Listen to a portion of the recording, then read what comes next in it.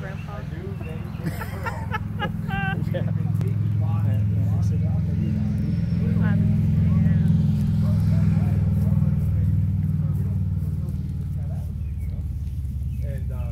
And he's giving her grief and gossip about it and stuff, and then it kept escalating a little bit from there. So, it got to a point where he said, "Well, this will be the last time I buy auction stuff off of you guys." I said, "What's a good thing? We have anything else to sell.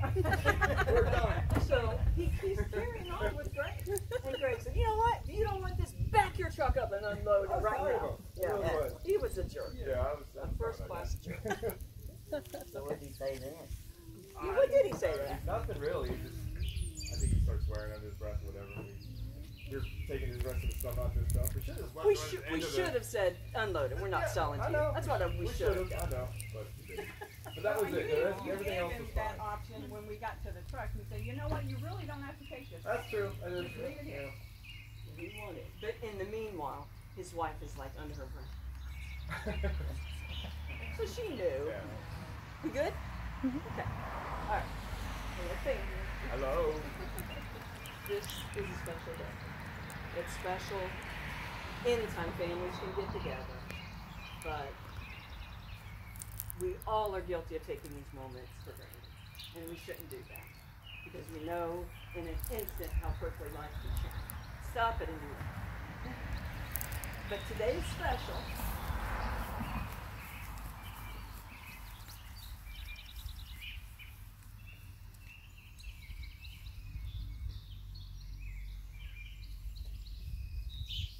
Not because it's our last visit here, but it's special because we are here to honor our uncle, to honor his sacrifice, his valor, and his military service. He's our favorite uncle, husband, grandfather, father, and always will be a proud yes friend. We're honoring you today by awarding you the Quilt of Valor. By honoring you, we are also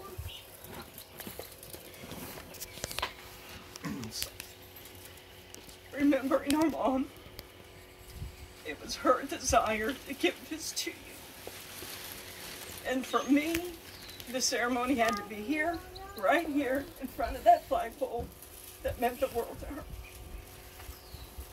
It was the best day, and I'll never forget it, the way you two just laughed and joked, and I'll never forget that. To begin the ceremony, I would like the grandkids and whoever else that would like to say anything, lead us in the Pledge of Allegiance.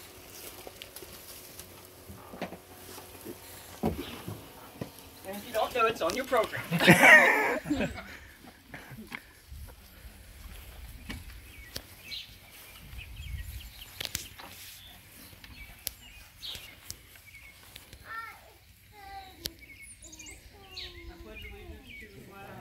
The United States of America, and to the republic for which it stands, one nation, under God, indivisible, with liberty and justice for all. Brenda's going to come up and tell us about the nomination process and the history of the Quilt of Valor Foundation.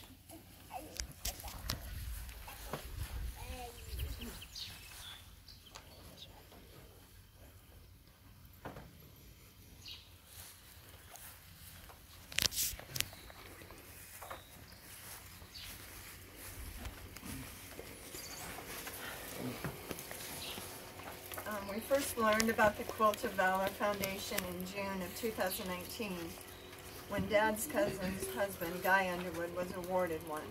As soon as Mom heard this, she immediately wanted to nominate Glenn. The Quilt of Valor Foundation was formed in 2003 by Catherine Roberts, literally based upon a dream she had. Mrs. Roberts is a Blue Star mom, and at the time of her dream, her son was serving in Iraq. She described the dream as being so vivid, it was like a movie. In her dream, she saw a young man sitting hunched over the side of the bed. She saw the demons of war surrounding him. Next, she saw a quilt being draped across his shoulders, and the mood instantly changed from one of despair to hope. From that point forward, the Quilt of Valor Foundation was formed. Its mission is to honor servicemen and women and veterans touched by war. During the summer of 2019, I researched this program on behalf of our mom. Nominated Glen to receive a Quilt of Valor. We were assigned a case number and received a response indicating that it could take 6 to 18 months to fulfill. Since the quilts were handmade by volunteers, unfortunately, this process was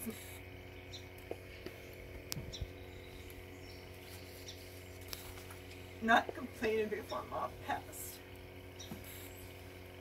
In September of 2020, I contacted the foundation again and resubmitted the nomination on behalf of Mom. The coordinator for the Ohio Quilt of Valor Foundation promptly got back to me. In March of 2021, we received the Quilt of Valor for Corporal Gregory, much earlier than we had anticipated.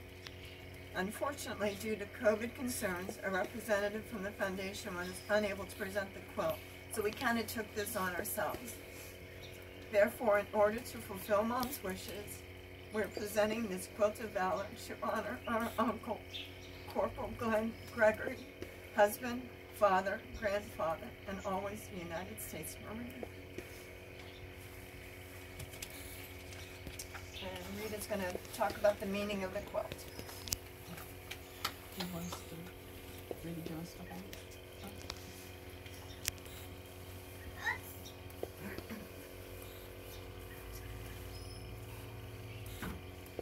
There are 11,000 volunteers nationwide who sew these quilts. Each quilt must be a certain size and be an approved pattern. The first Quilt of Valor was awarded to a veteran.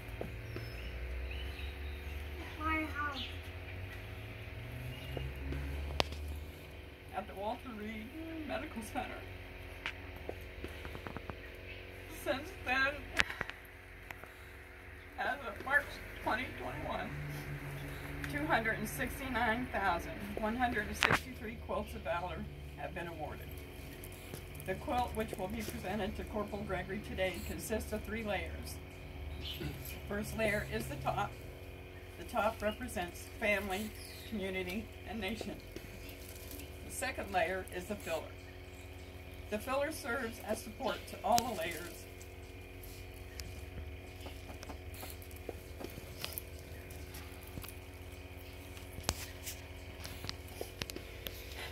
and represents warmth and comfort. The third layer is the backing. The backing represents strength. These quilts are not given, cannot be purchased, but are awarded to those men and women who served and are veterans who have been in battle and touched by war. These quilts are made by thousands of volunteers throughout the nation, are awarded to honor your service to the United States, to thank you for your sacrifice and valor, because we know that freedom is not free, and remembrance of all veterans who have served.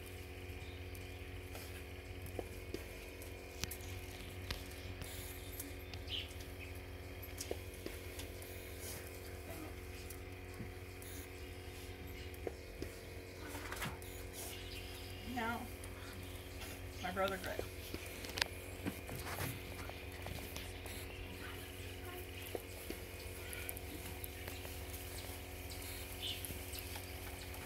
To present Corporal Gregory's military record for his service.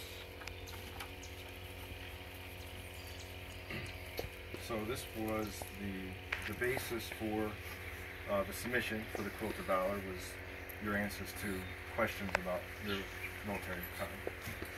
So your full legal name is registered on your military records, Glen L. Gregory. Years of your service, April 1966 to April 1969. Your basic training conducted in Camp Pendleton, California. Was the rank when you completed your service? Corporal. And tell us about specific battles or operations you were involved in, and what was your role? During 1966 and 1967, division operations consisted primarily of offensive sweeps, operations Union 1, Union 2, and Union 3, and swift and counter-guerrilla operations in the areas of Quang Nam, Quang Tin, and Quang Nagai provinces, and your role was squad leader. Did you receive any awards or honors? The Residential Unit Citation of 1966 to 1967 in the Vietnamese Cross, of Gallantry with Palm, and the Vietnamese Meritorious Unit. Special memory that you would like to share? This was awesome. The thing that stands out in my memory more than anything is that there were many heroes. Some of them recognized, some of them probably never received the appreciation or thanks they deserved for the job that they performed. The friends I made, the friends I lost. Your platoon was Charlie Company, 1st Battalion, 5th Marines, 1st Platoon, 1st Squad.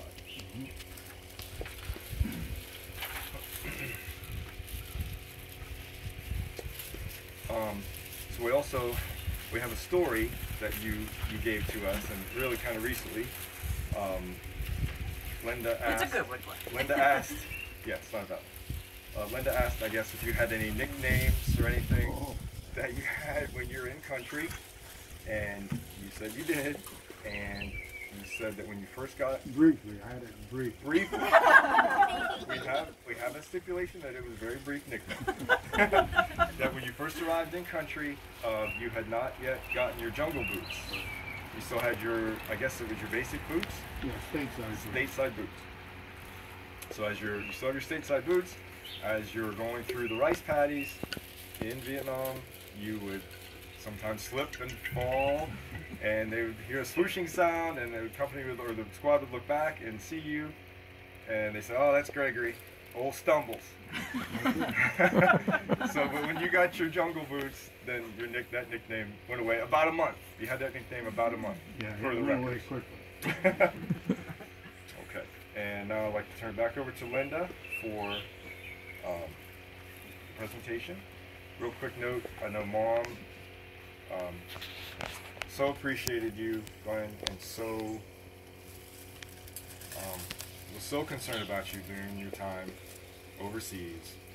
You guys corresponded, and Linda said she found the letters and things back and forth, and that was awesome. She would be very proud. I know she was very proud, but she'd be very proud and honored today. Glenn, can you come up, please? Anita and